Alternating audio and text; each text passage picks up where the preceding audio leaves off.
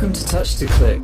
In this video, I'll show you how to remove the Adobe Acrobat extension from Chrome, so you can quickly manage your browser extensions and remove the Adobe tool if you no longer need it.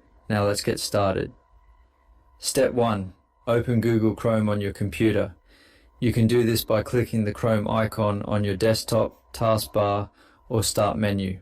Step 2. Click on the extensions icon at the top right corner of the Chrome toolbar.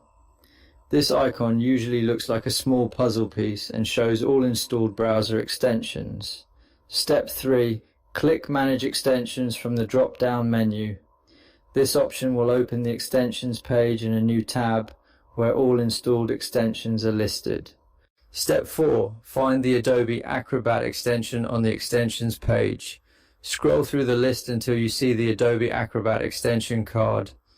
This extension is used for viewing, editing, or converting PDF files directly in Chrome. Step 5. Click the Remove button next to the Adobe Acrobat extension. The Remove option appears on the extension card and is used to uninstall the extension from your browser. Clicking it prepares Chrome to remove the extension completely. Step 6.